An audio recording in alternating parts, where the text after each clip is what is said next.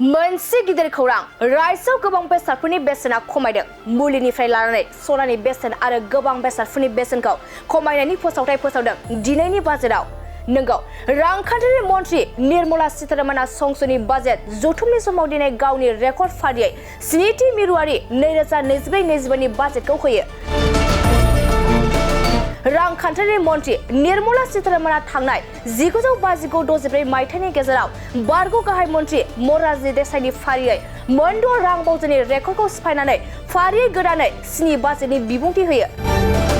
रांखान्थियारि मन्थ्रि निर्मला सीतारमणआ मुलिनिफ्राय लानानै सना, रुफा, मबाइल फन आरो गुबुन गुबुन बेसादफोराव खाजोनाखौ खमायनायनि थाखाय फोसावनाय जादों।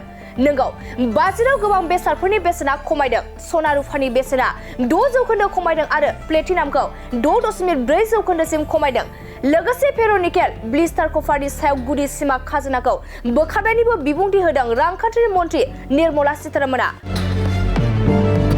बेनि अनगायैबो जि-जोम, मबाइल फन आरो चार्जारनि बेसेनाबो खम जागोन। केन्सार बेरामिफोरखौ फाहामथाय होनायजों लोगोसे मुलिनि बेसेनखौबो खम खालामगोन आरो बेनि अनगायैबो गोबां गुबुन बेसादफोरावबो बाजेटखौ खम खालामदों।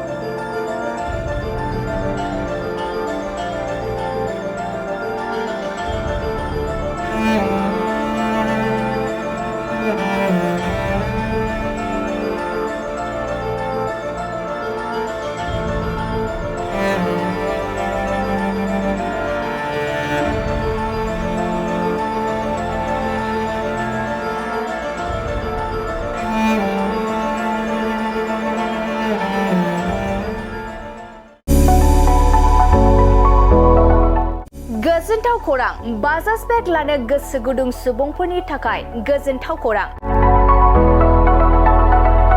क'क्राझार सोहोराव थानाय दावहारु अट' एजेन्सिया 22 जुलाइनिफ्राय 26 जुलाइसिम मनसुन ल'न एन्ड एक्सचेन्ज अफारनि खाबुफोर होगासिनो दं। दावहारु अट' एजेन्सिनिफ्राय बायगिरि बिथांमोना 4,999 राङावनो ल'एस्ट डाउन पेमेन्ट होनानै बाजाज बेग लानो हागोन। नोंथांमोना क'क्राझार सोहोराव थानाय दावहारु अट' एजेन्सि श'रुमजों लोगोसे कारिगाव फेस्टिभ आउटलेट आरो दतमा फेस्टिभ आउटलेट आरो भटगाव फेस्टिभ आउटलेट ब्रान्च श'रुमाव होबाय थानाय मनसुन ल'न एन्ड एक्सचेन्ज अफाराव फैनानै नोंथांनि लुबैनाय बाजाज बाइकखौ लांफैनो हागोन। बाजाजनि बाइक सालायनो मोजां मोनग्रा रायजो राजाफोरनि थाखाय दावहारु अट' एजेन्सि श'रुमाव बेनि अनगायैबो गोबां मोजां अफार लाबोदों।